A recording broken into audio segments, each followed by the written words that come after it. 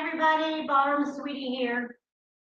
I want to talk about pattern versus timing because this came up in a lesson. So, as a beginner, when we're talking to you and we're saying forward, side, back, and so on, that's the pattern. I mean, we could be rotating or doing whatever, but that's the pattern. So you want to key in on that. If you're missing it, your teacher's going to say forward, forward, forward, whatever. It's because you're not doing forward side. That's why they're accenting it. But as a beginner, the patterns and what I like beginners to understand is that they're the same. Everybody uses the pattern. I'm going to take a box, for example. If I go forward, side, together, and I'm going to stay on this angle so you can see me and understand the concept. Forward, side, together, back, side, together. That's a box, and that's a pattern. What dance was I doing? Who knows? Because you need timing, and then of course you also need leg work and footwork and postures to indicate what dance it is. But as a beginner, just understanding that you need to do the words.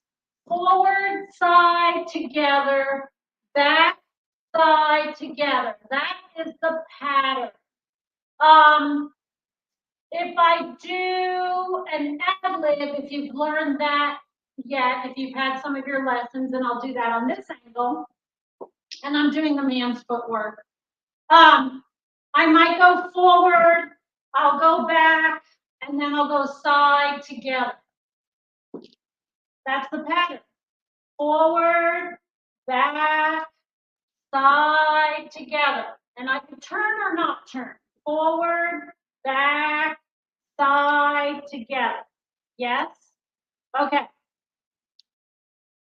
Timing is going to change things.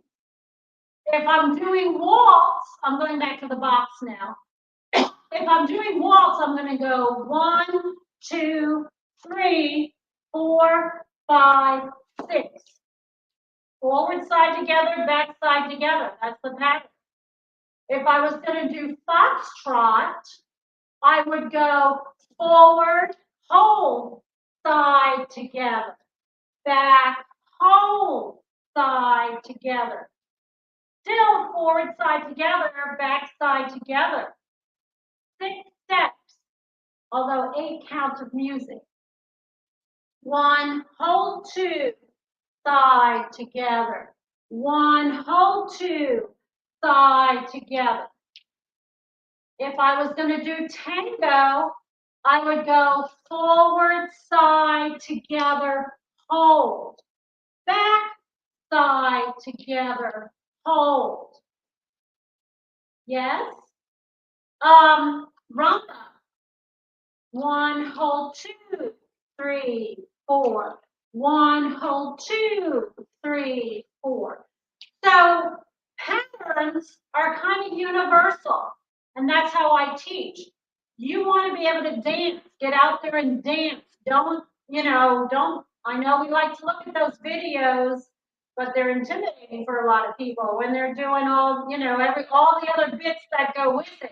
You're a beginner and you got to focus on the pattern and the timing for that specific dance. That's where I start people.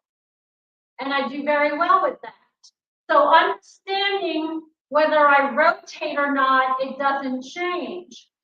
Forward, side, together.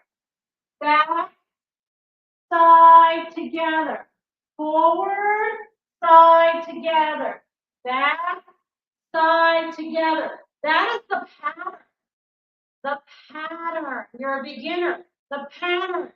If I'm teaching something, I'm going to tell you the words. Somebody's like, where do I go?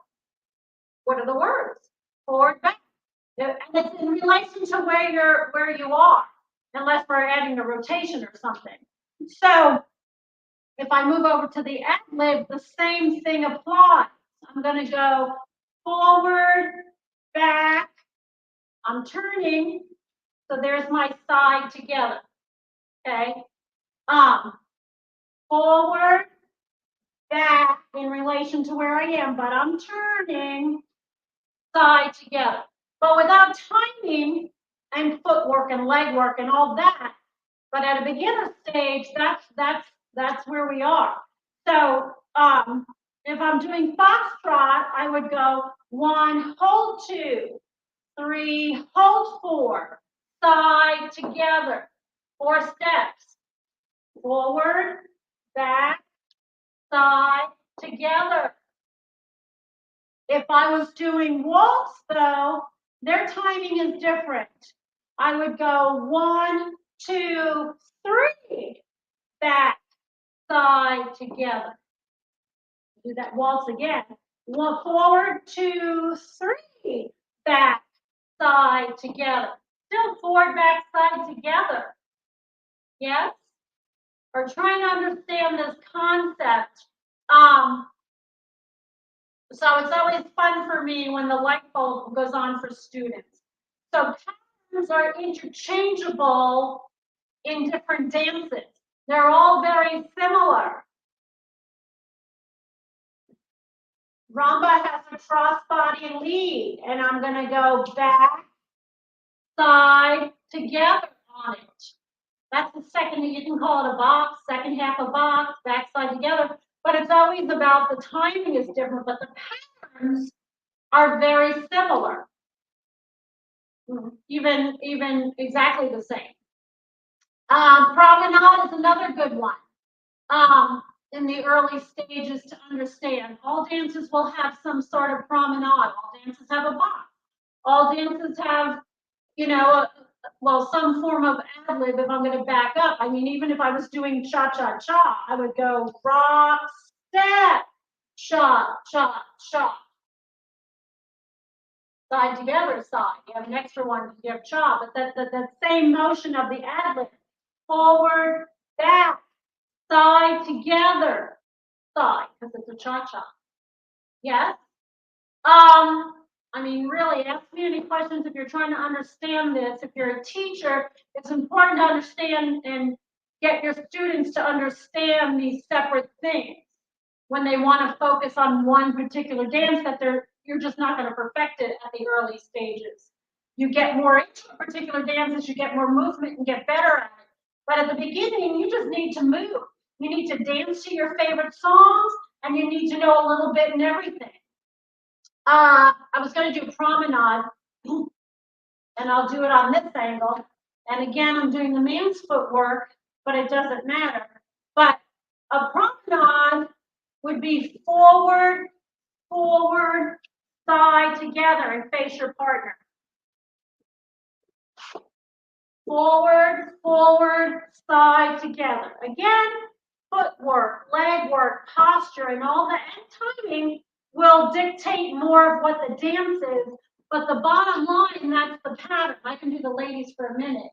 Forward, forward, side, together. That would be the ladies' footwork. But just talking about pattern and timing.